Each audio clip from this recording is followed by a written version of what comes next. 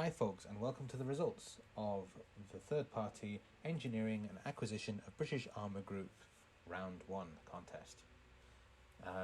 Thank you all so much for the brilliant entries. I loved reviewing them all and seeing all the really cool and interesting designs and approaches to the challenge. I hope that you didn't find it too restrictive. I wanted it to be somewhat challenging, somewhat feel like a real tank design contest with the constraints that would have.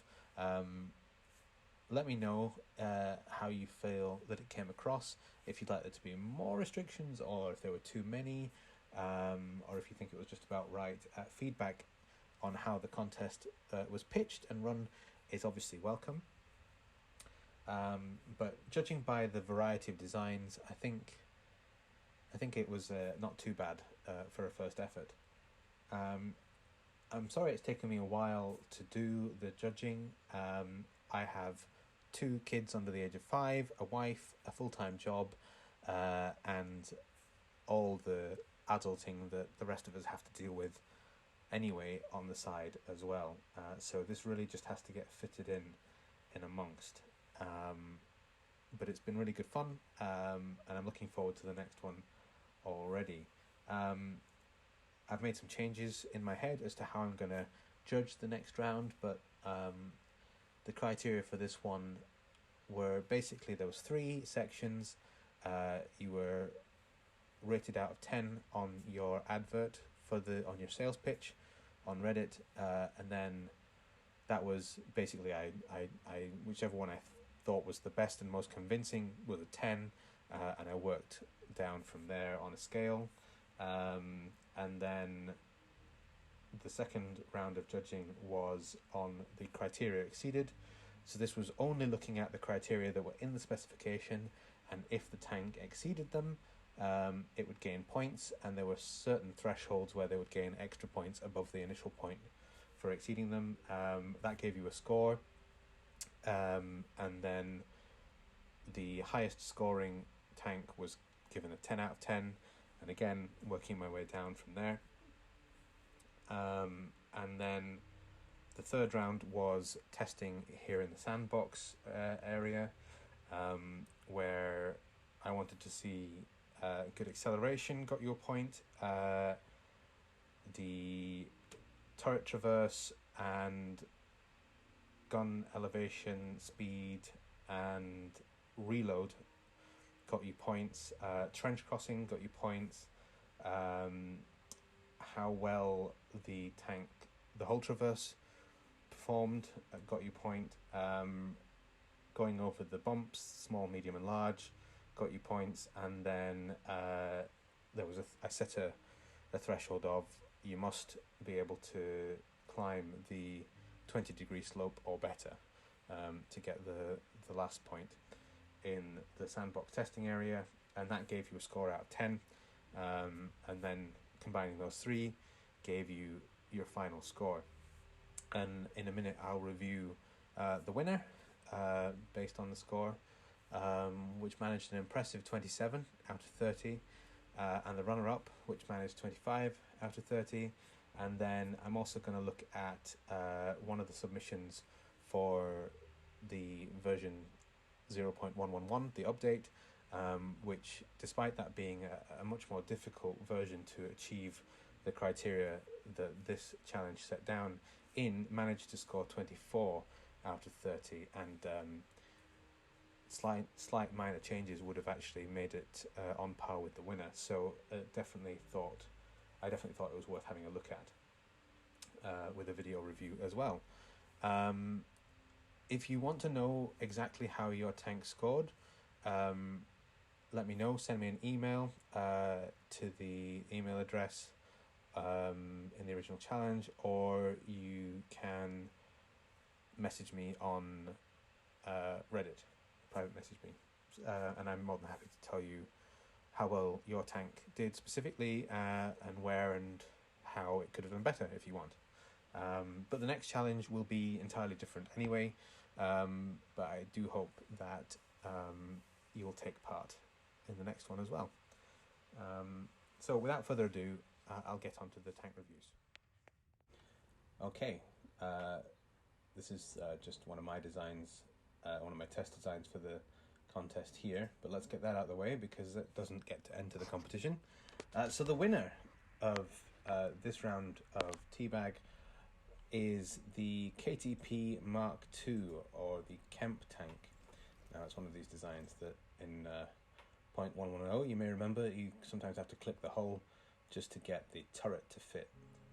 So this is the overall winner of our competition based on the categories and criteria that I was judging them by. First off, we'll start by talking about the looks of the tank. So it's a slightly modern looking vehicle, especially for the British, due to the sloped front armour and the general sort of lack of worrying about the defence of the rear with the flat back. It looks quite modern. I like the two little. Oh, let's do a different view where we don't get quite so much visual interference. There we go. The two little turrets on the top, machine gun turrets.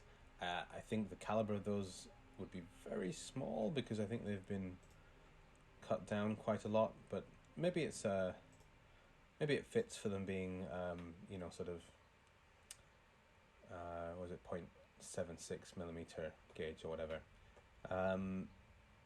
Again, the cupola's fairly modern looking, but that's fine. We weren't judging on aesthetics in this competition. I'm just talking about them now to show that I appreciate your design and attention to detail, and there were some really cool looking designs in this competition. All of them looked great, in fact, and some of them were just stunning and put my own work to shame. Using the long arm suspension here, long arm torsion bar suspension, with a sort of a fun track run shape. Big sprocket at the back for speed, that worked well for most tanks that tried it using these underpowered engines. I don't know if it's deliberate, but despite the overall modern look of the tank, the two machine gun bulges here do give this tank, in combination with this gun mantlet, something that looks not too dissimilar from early war British gun mantlets. So that's pretty cool. The front sprocket, the sprocket's at the back, which is again good British practice, but the idler at the front here I think is a bit small, and the front of the tank overhangs the track run, which does cause it to scrape on steep inclines and some ditches. It doesn't stop it. The suspension works very well, and the tank usually carries enough speed that it scored really well in our mobility trials. But I think if I was the War Office and I was going to be accepting this tank into service, I would ask them to fix that. But probably everything else could stay more or less as is, because it does score really well in all categories. It's a cool looking tank. Too many exhausts for two inline-six engines. Two of those would have been perfectly adequate for. Looks a little bit Warhammer to me, but it's cool nonetheless. And again, the muzzle brake, not what we're used to seeing on British designs, but all in all, this does look a lot more Soviet than anything else. But hey, maybe they lent us a design. Not sure why they would do that, because they were pretty much allied with the Germans still at this point. But hey, that didn't last. Let's go over the features of the tank, shall we? So, armour protection is really good. We've got over 100 millimeters across the front plate, and then over 90 millimeters across the rest, and then over the front of the turret it's all over 120, so more than adequate, more than the 76 that we asked for, and especially on the turret. On the side, it's only 13 on the turret, and it's 20 millimeters on the side of the hull. So that's a little bit thin. Again, I think maybe, although that's within the criteria, if I was the War Office, I might ask them to at least match the turret to the side armour, and then the rear armour again is very thin, which means that we end up with a tank with really good heavy frontal armour, and it weighs less than 15 tons, which means it scores well when it comes to mobility and weight. It scores middling on armour because of that lack of side and rear armour, but it makes up for it elsewhere. The tracks are relatively narrow, but for a sub 15 ton tank, that's perfectly acceptable. It's got the look of a tank destroyer about it, and that's matched with the firepower.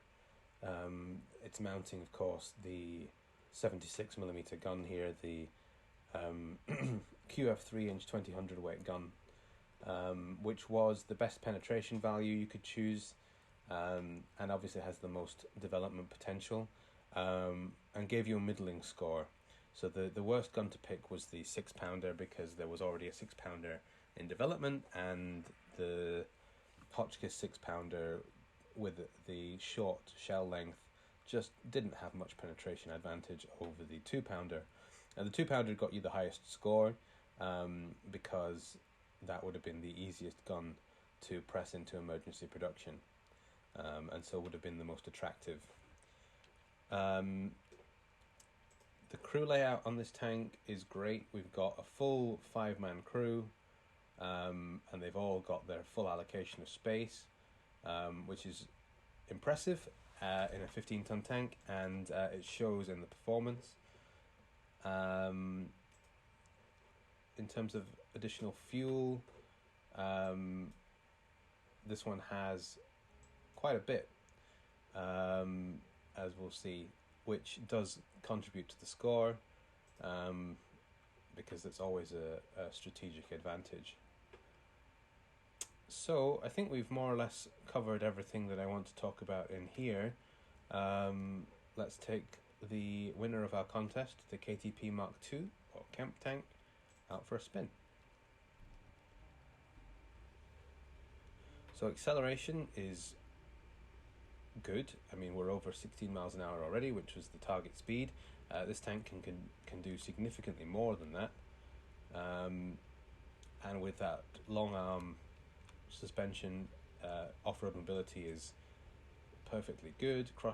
We can cross the big trench at speed, and we can cross the small trench at no speed, which is also good. Turret traverse is one of the faster ones of the tanks going to the contest. It can't keep up with the hull traverse, which sort of potentially counts against it, but both are very good.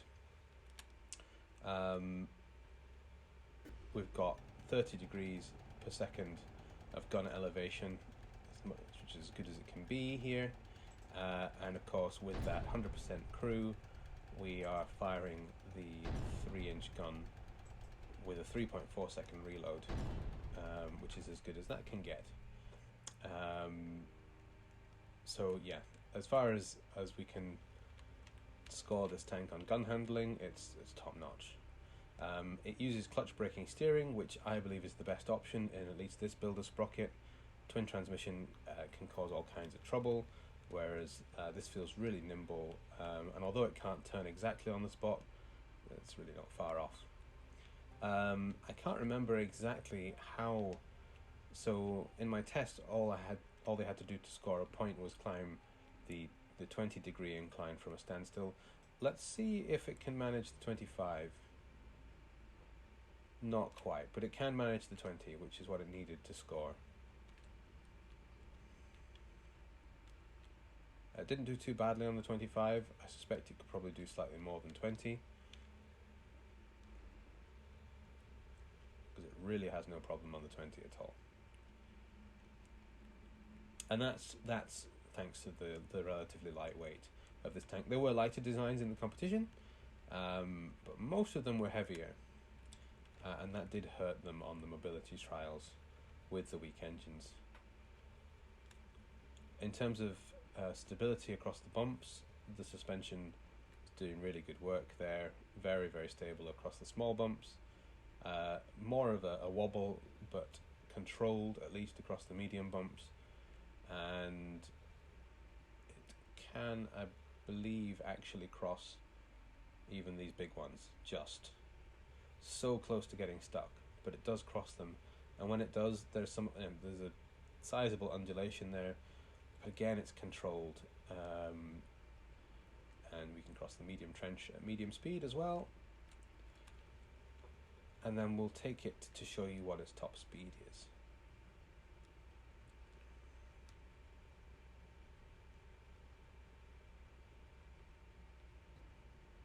So all in all, I found the overall abilities of this tank to be surprisingly impressive.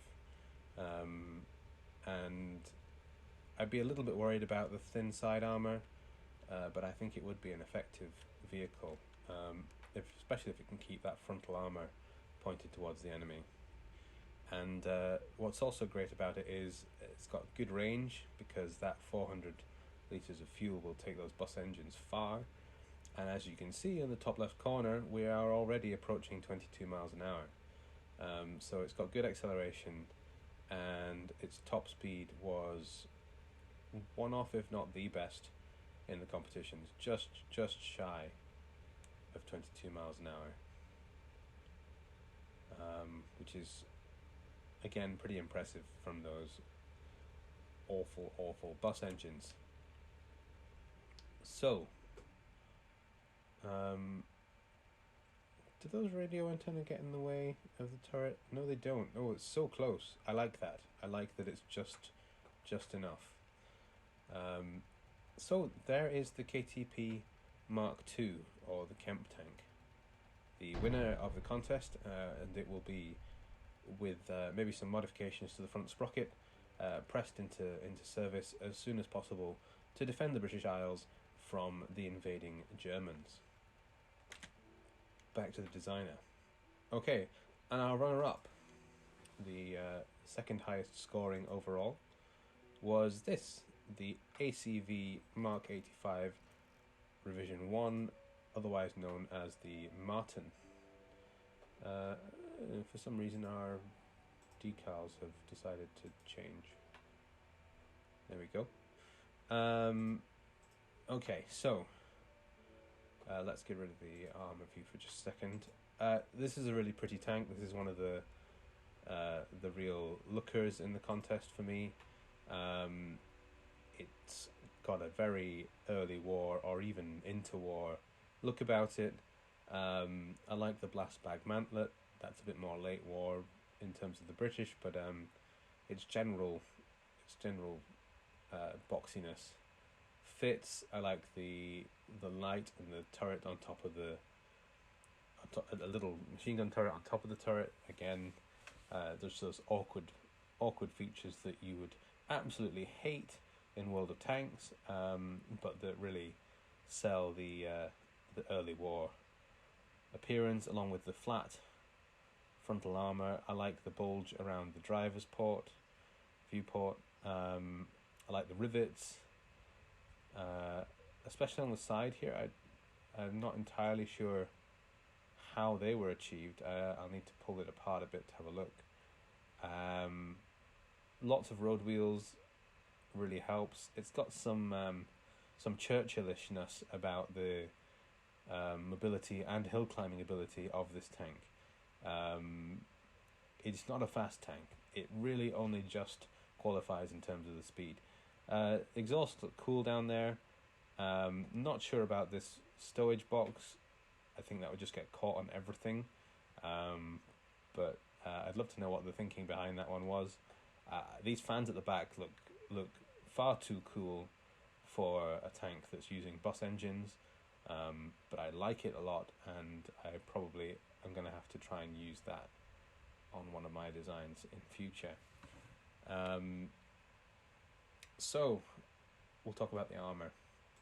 This tank scores well on armor. Across the turret front, you've got over 130 millimeters with the mantlet included gives you a preposterous effective thickness of 310, but as I did say, we're not counting mantlet armor. But all the same, over 100 millimeters on the turret, which got you the maximum score for turret armor. The flat front piece there is only 89 thick, but that carries on onto the slope section here, which is going to bounce everything in World War II right up until the late war. And the lower plate is also an angled 89mm plate, which would be pretty effective. And that's before we count these bolted on sections. Whether or not they are considered to be included or not is up to the designer. We're obviously not judging that just now. And the side armor here is 50mm thick across the side, and a full 89mm on the side of the turret. So this is a heavy tank armor. This would be useful armor right up until the late war, which was a definite plus for this design. Even on the back of the turret here, we're still 76mm there, and 25 across all the back of the tank. So almost full marks for armor for this tank. Somewhere else that got full marks was for the gun, the 40mm 2-pounder being the easiest gun to press into service. So a good choice there, get you 3 points. The crew is a 4-man crew, with everyone given adequate space. The driver is doubling as a radio man. That happens to be my preference for a 4-man crew as well. At least in this game, that seems to work out with the best overall efficiencies.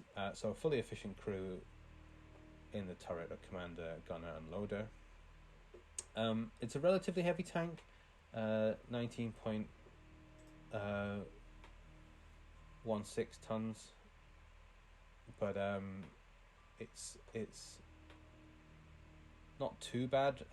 There were tanks that were over 20 tons, and that really does start to feel like the engines are struggling when you get past that point. Whereas here at full RPM, we're just about making 10 horsepower per ton, which is realistic. You know, that's acceptable.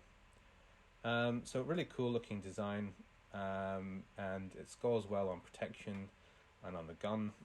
Let's see how it goes. So with all those road wheels, again, acceleration's not bad. This one does use twin transmission, which does somewhat hurt its turning mobility, in my opinion. I'm not a fan of twin transmission. I think it would be better served by being clutch braked, but trench crossing is no problem at all. It's got a good hull shape and plenty of road wheels for those purposes. It does turn at low speed better than some of the twin transmission designs that I had to test. And yeah, just not bothered about trenches at all. The turret traverse is a little on the slow side, because it's a heavily armored turret, but it sort of feels like it keeps up with the tank in general. The gun itself behaves nicely in terms of elevation, and it has the full 2-pounder rate of fire with the 1.8 second reload.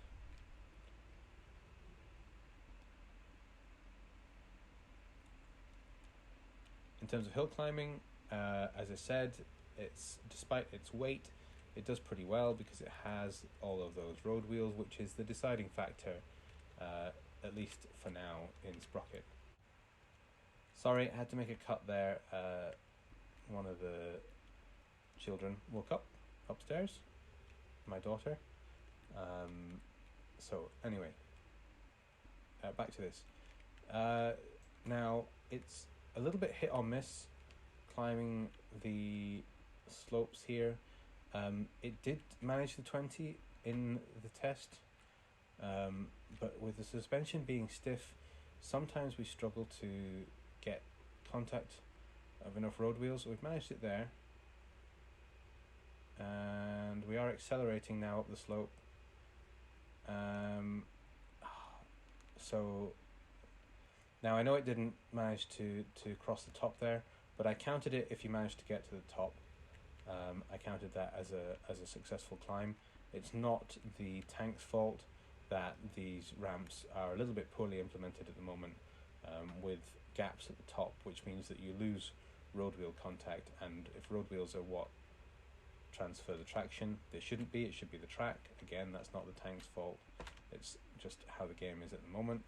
I know that the developer is working on how tanks and treads and traction work, but for now, yeah, that's not the tank's fault. But it was climbing 20 degrees there, no problem, and actually gaining speed. It just couldn't grip the ground at the top because of the mechanics of the game.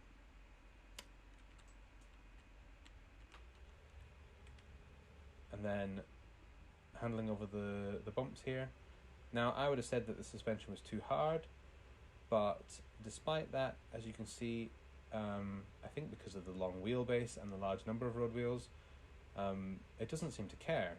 You know, the larger bumps there, it handles them just the same as the biggest bumps. The downside is we can't manage the biggest bumps because of the hard suspension.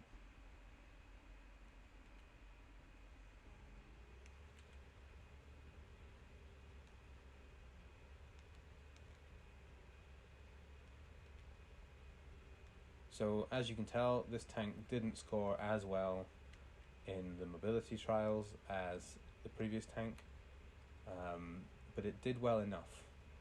And both tanks had excellent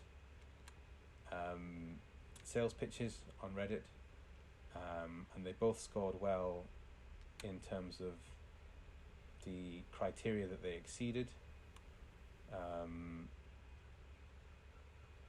And basically what made the difference between the two of them was the mobility trials here. The KTP-Mark2 was able to handle everything I could ask of it, and this one just not quite. And as we'll see, it does reach 16 miles an hour. Well, it reaches, I think, 15.95 or something, which... Oh, there we go. Yeah, so 16.05. So it does. It officially does. I think this must be this road surface must be slightly easier to drive on than the flat sandbox surface for some reason, because I'm sure it was 0.5 off, but I gave it a pass anyway, because with having to resize the hole a little bit, potentially with the click needed, I gave you know, sort of 0.2 miles an hour grace on the top speed. So that's our runner-up, the ACV Mark 85 Revision 1 Martin. You join me now in version 0.111. I've upgraded to check out the two submissions that were in that version. And I wanted to go over this one, the Martin, which was... It can't win, it can't be runner-up as far as I'm concerned, because it was submitted officially after I had closed entries because of the upgrade. But I wanted to include it because in this video review, because I am impressed. I'm impressed because this tank scored so highly, despite being in the more difficult version to score highly in. 0.111 is significantly less forgiving than 0.110, I think. But this tank manages to score only 1 point less than our runner-up, at 24 points out of 30. And it would have tied with our winner if only the gun selected had been the 2-pounder instead of the 6-pounder here. So unfortunate that that was the choice that they went for. That's the choice we'll test it with. But in my opinion, that was the weakest of the gun options. Anyway, what are we looking at here? We're looking at over 80 degrees of frontal armor minimum across the hull, and over 120 across the turret. We're looking at minimum 40 millimeters of armor on the side, and we're looking at the bare minimum 30 millimeters on the back. We are looking at a tank that really looks the part. The shape of the rear of the hull, I love the engine deck. I love the position of the exhausts being here, is really cool. The side skirts, this driver's position with the extra viewports really looks the part. The rivets on the added armor on the front of the turret, the shape of the turret, it's definitely got Crusader feel about it. It feels and looks early to mid-war British, which I really appreciate. Looks wasn't part of the contest, but I do want to give credit where credit is due. And I'm thinking that looks might be more of a consideration in the second round. The crew's a little bit cramped. Mainly, well, they're actually not that cramped, but they're afflicted because the commander is double timing as radio man. Personally, I would have given that job to the driver. In fact, then the tank would probably have scored even higher and may have been, with that change and the 2-pounder gun, probably would have been the outright winner. But it is as it was designed, as Ruston and Hornby sent it to us. So, that's the other thing to mention. The advert, the Reddit post for this tank was top class. I actually, if I hadn't already put tanks in a 10 out of 10 category for those, this this ought to have redefined what a 10 was, but I couldn't do that at that point.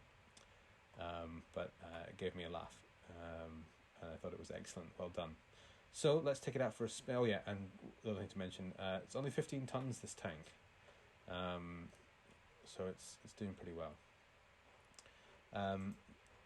The biggest criticism would be the gun handling. The top speed of the gun mount is only 1.67 seconds, which I would have swapped some acceleration for some top speed were it up to me. And the ammo count is low.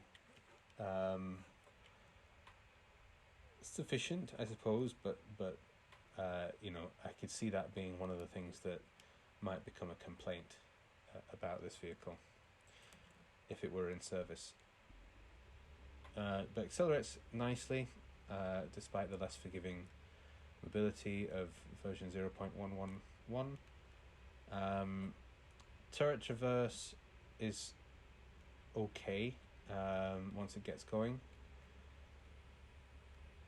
It can cross the biggest trench at full speed, which we like to see. Gun handling, as I said, there is that painfully slow elevation and depression speed.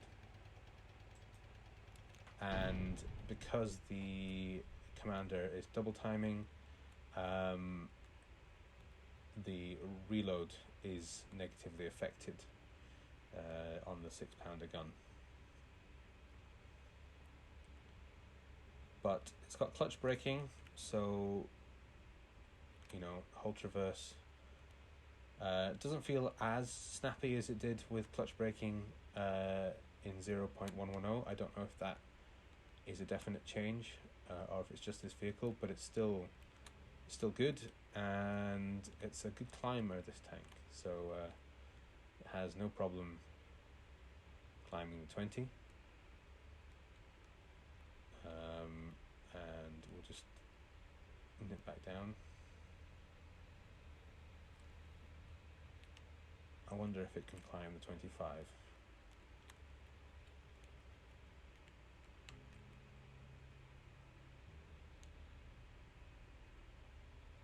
It can, it's gaining speed.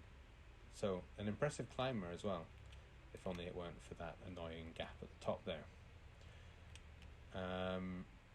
Let's just swing it around.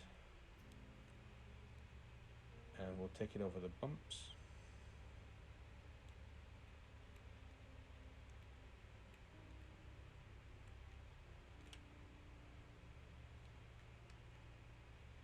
So, pretty stable, pretty nice over the small bumps. Medium bumps, a bit more of a wobble. That's to be expected. Again, it's thoroughly master of its work still, and I love the way it just eagerly climbs up on top of those biggest bumps there. The front setup of the tracks is working nicely, and it gets across those just fine as well. And then we'll take it to see what its top speed is. I can tell you for now it's 18 miles an hour, which is good. It's above the bare minimum, which is all we can ask when you're dealing with these engines.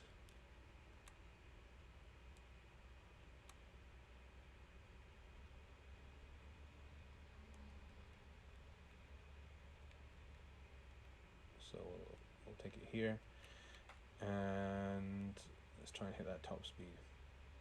Internal fuel, I should say, is only the bare minimum, but we've got a sizable drum on the back there, adding an extra 70 litres.